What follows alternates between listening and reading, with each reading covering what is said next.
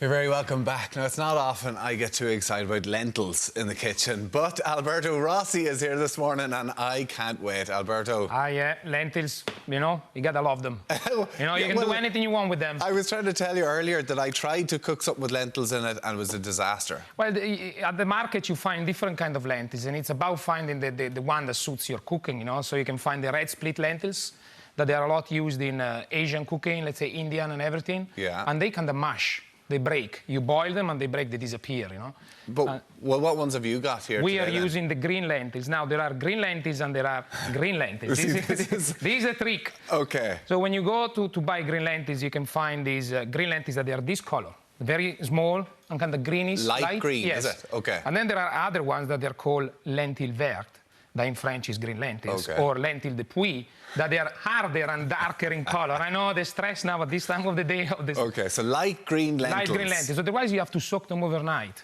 And, it becomes even more. So in this case, we have the green lentils that they're small and pale. Okay? Then we have carrots, celery, onion, and you put everything in the pot. So this is a one-pot wonder. Absolutely. Really? You put everything in. For winter time. Yeah, absolutely. You have sausage, you have vegetables, you have spicy nduja, so it makes it a little bit different. Gorgeous, yeah. And it's always good. So here we also have some rosemary, some garlic.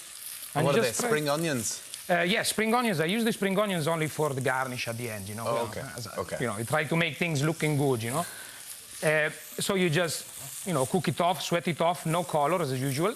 And then once you start to smell the carrot, the celery, the onion, that's a beautiful smell, you put in the sausage. Okay. Now, I cut the sausages in 2 different sizes, so you have different texture when you're eating it, and then nduja goes in there too. Can I ask you, no garlic? Normally you see garlic kind of going in there. I put in a garlic, but I put it in whole. A whole one? A whole one. And I maybe press it, because when you're doing sweating off of carrots and celery and onion, everything is cut in different.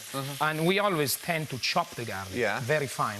When you put it in there, it burns before all the rest is even sweated. So by leaving it whole, you have a little bit more time, and you release the flavor slightly. Now, the good thing is about nduja will melt with the heat, okay? And that's why then it releases all the, you call it fat at the top, that you were mentioning before. Exactly, it's the tasty bit, So don't be worried if you see a little bit of fat coming up at the top of the pot. It's fine. That is the nduja. So once you have everything here sweating off together, and the smells fill the kitchen, look at that. You put in your lentils. Brilliant they colour look like already. Doesn't look like it's a lot of lentils, but they absorb all the water and they get bigger and everything. So how much is that? This is 250 grams of 250 lentils. grams, okay.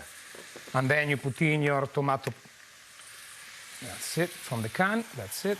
What's that, chopped tomatoes? Yeah, chopped tomatoes, just, it makes it Italian. It makes it nice and color, nice and flavor. And then I have a chicken stock cube in there always. Although you have the sausage that will release the flavor, the chicken stock cube is, is any cook best friend. Oh, chicken stock as opposed to vegetable stock? Well, we already have the meat inside, so there's no point getting for veg. Okay. And then you just put the water. Cold water? Cold water. Always when you do this kind of cooking, you put the cold water. Because if you put hot water, they don't absorb so much the flavor. So let's say you make a stock, it's always cold water. Because it releases... I always pour boiling hot water in with the stock cube. No. Now, Tom. No? What have you taught me? Come in the kitchen next week, I'll show you. Okay, so what? So put it in a saucepan and bring it up to boil? Exactly. Bring it up to boil, then you cover it. Okay, this you can do with a normal pot like this. I just like to be fancy with my crusade, I can even put it in the oven, 45 minutes, sit on the TV, or play with the kids in the street, because now, you have to always play football. So you leave it there about 40, 45 minutes, and off it goes. Right. And could you keep that for a couple of days? Absolutely. You can eat it today. Earlier in the day and have it that evening. Yeah, leave it in the fridge. Overnight, it's even better because the flavors stick together, and it's even better tomorrow. Would you be better to cook it for the 45 minutes and then reheat it, or kind of keep it in the pot and then... Well, usually at home you tend to keep it in the pot. You eat half of it and you put the pot in the fridge, In work, obviously, you have to put in a container, label it, settle it, put it in the fridge. But at home, I will put it in the fridge, in the pot. Okay. And then the day after, I take it, put it on at 1 or 2, just low simmering, and it eats perfectly. So, no complaint. Okay. So this is the kind of texture you would get then. Yes, you know, like the lentils are mashing, but they're not smashing. They're not broken, so you're still looking good. Because I always thought it's meant to be drier. When I have lentils, like you said earlier, it sucks up all the moisture. So it's kind of quite dry. So it's always important to have a look while you're cooking things. And, you know, if you think that, you know what, it starts to look a little bit too dry, you can put in more water. Or more, you know, because anyway, there is the stock cube in there, so it's good. I always say, in case, go put extra water. You know, you're the one that's going to hit it, so it's not going to be... plenty of the andouille sausage. Yeah. Or is that all melted down then? It's all melted down. Now you can see the Italian sausage there. That it's a bit different from the Irish sausage, the way that it's grainier. You know, you can do these with the normal sausage. You get the pork sausage here, or you get the Toulouse sausage. Now you can have all these different sausages, honey and green onions, all these different flavors. You can put in anything that fancies you. Then I have chopped some, the celery leaves. Because you have the spice andouille with the celery leaves that will kind of bring it down a little bit. Then a little bit of spring onion. Here we go. Look at that. And that's it. Very fancy. Absolutely. Even the fancy... Hold on now. Let's give this a little try with some of the Italian sausage. It's a nice, strong breakfast. How are the lentils? The lentils are good. They're not dry. You can definitely taste the andouille sausage in it, though. That's kind of, it's got a little bit of a kick to it. Absolutely. It kind of takes a little bit, maybe a minute. It hits you at the top of your mouth, and then it goes down a bit. The more.